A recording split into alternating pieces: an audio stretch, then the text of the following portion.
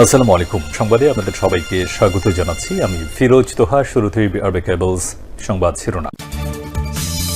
রিমান্ডে সাবেক CEC Habibul আউয়ালের dummy নির্বাচনে ভয়ঙ্কর ষড়যন্ত্র ফাঁস।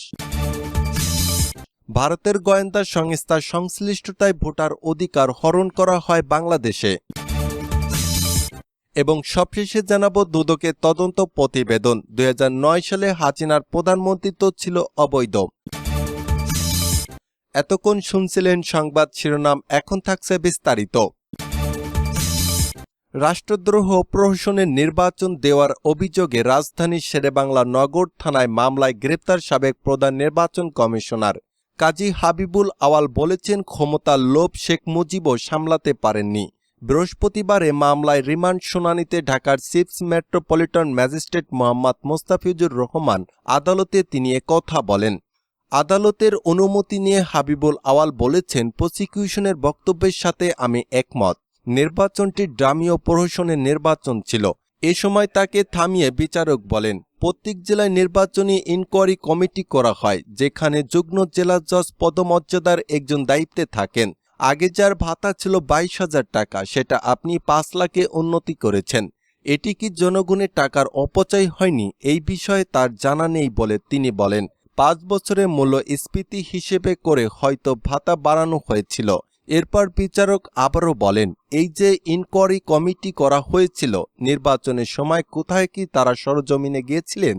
তখন আউয়াল বলেন, একজন রিটার্নিং অফিসারের অধীনে 4-5টা সংসদীয় আসনের দায়িত্ব নেওয়া হয়।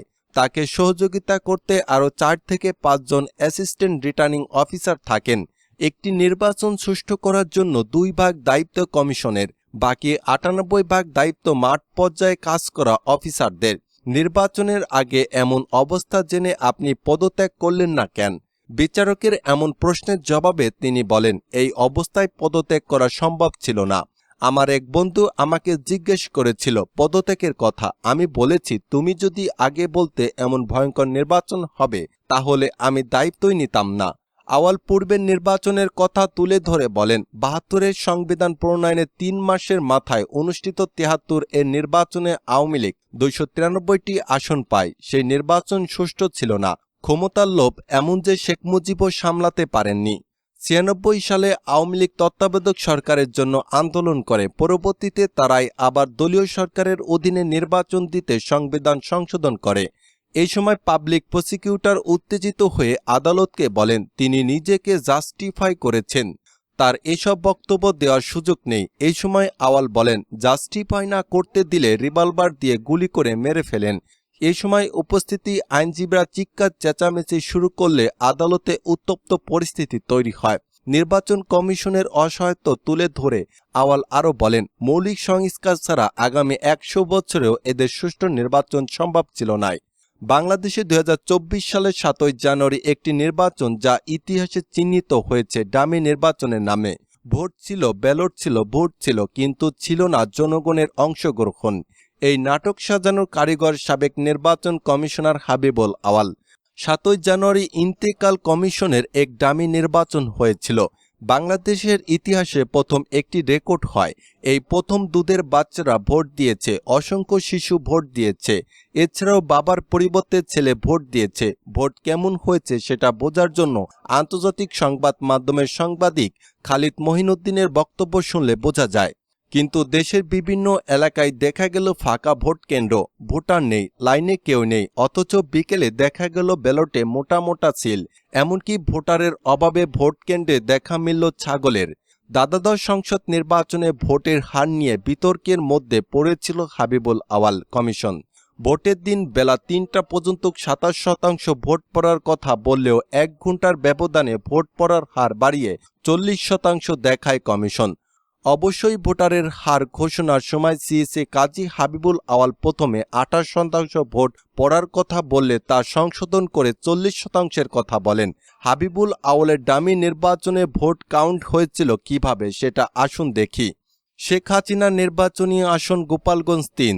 এই আসনে একটি কেন্দ্রে পশ্চিম উনশিয়া সরকারি প্রাথমিক বিদ্যালয়ে মোট ভোটারের সংখ্যা 3,323 জন, আর রেজাল্টে ভোট পড়েছে 3,332 জন। ভোটারের সংখ্যা থেকেও 9 জন ভোট বেশি পেয়েছেন। হাসিনাকে ভালোবেসে কবর থেকে উঠে এসে তারা ভোট দিয়ে গেছে মনে হয়। দ্বাদশ সংসদ নির্বাচনে একাধিক বিতর্কিত বক্তব্য দেন হাবিবুল আওয়াল। এই সময়ে আওয়ামী লীগের অধীনে অনুষ্ঠিত নির্বাচন বয়কট করে দেশের বেশিরভাগ রাজনৈতিক দল উপায় না পেয়ে স্বতন্ত্রের নামে নিজেদের প্রার্থীকে বিরোধী পক্ষে রেখে নির্বাচন সম্পূর্ণ করে ক্ষমতাসীন আওয়ামী লীগ। আর আওয়ামী লীগের এই এজেন্ডা বাস্তবায়নে তাদের পক্ষে সরাসরি কাজ করার অভিযোগ রয়েছে আওয়ালের বিরুদ্ধে। বেশিরভাগ রাজনৈতিক দল অংশ না নেওয়ায় 2024 সালে নির্বাচন অনুষ্ঠিত হয়েছে ভোটারবিহীন। তবে আওয়াল বলেছেন পর্যাপ্ত ভোটার উপস্থিতি শান্তিপূর্ণভাবে অনুষ্ঠিত হয়েছে ভোট। তবে বাস্তবতা ছিল একেবারেই উল্টো। অপ্রাপ্তবয়স্ক এমনকি মৃত্যু ভোটারদের উপস্থিতি নিয়েও সমালোচনা হয়েছে ওই সময়। সেই সাথে নৌকার পক্ষে একই ব্যক্তির কয়েক হাজার করে ভোট কাটার অভিযোগও রয়েছে আওয়াল কমিশনের বিরুদ্ধে। এছাড়াও যে নির্বাচনে ভোটকেন্দ্রে মানুষের বদলে ছাগলের আনাগোনা ছিল, সেই নির্বাচনকে দেশের ইতিহাসে দৃষ্টান্ত হিসেবে উল্লেখ করেন আওয়াল। 2018 সালের জাতীয় নির্বাচন ভোট শুরু হওয়ার আগেই শেষ রাতের আধারে আওয়ামী লীগের পক্ষে ব্যালট বাক্স ভরা হয় ওই নির্বাচনে। তবে তৎকালীন প্রধান নির্বাচন কমিশন KM নুরুল হুদা বলেন, স্বতঃস্ফূর্তভাবে ভোট দিয়েছেন ভোটাররা। ওই নির্বাচনকে অংশগ্রহণমূলক বলেও দাবি করেন তিনি। স্বৈরাচার আওয়ামী লীগের দোসর নুরুল হুদার এসব মিথ্যাচারের জবাব দেওয়ার সুযোগ ছিল না বিগত সময়ে। তবে সময়ের পরিবর্তে এবার ঠিকই দেশের নির্বাচনীয় ব্যবস্থা ধ্বংসের অন্যতম কারিগরকে প্রতিহত করল জনতা। বিগত সময়ে অতিরিক্ত মিথ্যাচার আর আওয়ামী লীগের পক্ষপাতিত্বের মাধ্যমে মানুষের ভোটাধিকার হরণ করেছেন সাবেক সিইসি নুরুল হুদা। মূলত এই কারণেই তার উপর এত ক্ষোভ সাধারণ মানুষের। নুরুল হুদা এবং কাজী হাবিবুল আওয়ালের বাইরে বাংলাদেশের নির্বাচনীয় ব্যবস্থা ধ্বংসের আরেকজন কারিগর কাজী রকিবউদ্দিন আহমেদ। 2014 সালের জাতীয় নির্বাচনের সময় প্রধান নির্বাচন কমিশনার ছিলেন তিনি। ওই নির্বাচনে 153টি আসনে বিনা প্রতিদ্বন্দ্বিতায় নির্বাচিত হন আওয়ামী লীগের প্রার্থীরা। অথচ সিআইসি হিসেবে কোনো কার্যকর পদক্ষেপ নেননি কাজী রকিব। আওয়ামী লীগের টানা 3 মেয়াদে দেশের ক্ষমতায় বসানোর ক্ষমতার হাতিয়ার ছিলেন সাবেক 3 প্রধান নির্বাচন কমিশনার। বাংলাদেশের মানুষের জন আকাঙ্ক্ষা ভুলে গত 3টি জাতীয় নির্বাচন বাতিল করা তো দূরের কথা, আওয়ামী লীগের দালালিতে মশগুল ছিলেন সাবেক 3 সিআইসি। জাতীয় থেকে শুরু করে স্থানীয় পর্যায়ে নির্বাচনের ব্যবস্থা ধ্বংসের মূল কারিগর ছিলেন নুরুল হুদা। ছাত্র জনতার গণ অভ্যুত্থানের মাসখানেক পর মেয়াদের 2.5 বছরের মাথায় পদত্যাগ করে হাজী হাবিবুল আলম কমিশন। পদত্যাগ করে বের হওয়ার পর ইসি সচিবের সামনে উপস্থিত উৎসুক জনতা ধাওয়া দেন বিদায়ী নির্বাচন কমিশনারদের। 7 জানুয়ারি এই ভোট একটি চিত্রনাটক ছিল, যার পরিচালক সরকার, প্রযোজক নির্বাচন কমিশন। কিন্তু দর্শকহীন সিনেমা যেমন ব্যর্থ হয়, তেমনি এই ভোটও ব্যর্থ, কারণ মানুষ ছিল না। তো আপনি কি মনে করেন এই নির্বাচন কি সুষ্ঠু ছিল? কমেন্টে জানান আপনার মতামত। দুদকের তদন্ত প্রতিবেদন 2009 সালে হাসিনার প্রধানমন্ত্রিত্ব ছিল অবৈধ। আওয়ামী লীগ সভাপতি শেখ হাসিনা 2008 সালের নির্বাচনে মিথ্যা হলফনামায় দিয়ে সংসদ সদস্য হন। দাখিল করা সম্পদ বিবরণীতে তিনি সম্পদের তথ্য গোপন করে গণপ্রতিনিধিত্ব আদেশ 1972 সালের অনুযায়ী নির্বাচনের প্রার্থী হিসেবে তিনি অযোগ্য ছিলেন। তার সংসদ সদস্য পদ ছিল অবৈধ, প্রধানমন্ত্রী হিসেবে তার নিয়োগ ছিল অবৈধ এবং এই কারণে 2009 সালে তার নেতৃত্ব গঠিত সরকারটিও ছিল অবৈধ। দুর্নীতি দমন কমিশনের ব্যাপক তদন্তে চাঞ্চল্যকর এই তথ্য উদ্ঘাটিত হয়েছে। তদন্তে বের হয়েছে শেখ হাসিনার স্থাবর সম্পত্তি হিসেবে 21.91 একর জমির তথ্য গোপন করেছেন। 2,16,54,976 টাকা মূল্যের অবস্থার সম্পদ লুকিয়েছেন।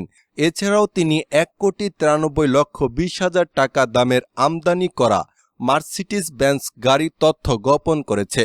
বেনামে গাড়িটি ক্রয় তিনি জালিয়াতি ও প্রতারণার আশ্রয় নিয়ে আইন লঙ্ঘন করেছেন। হলফনামায় মিথ্যা তথ্য দেওয়ার এমপিত্ব বাতিলের নজির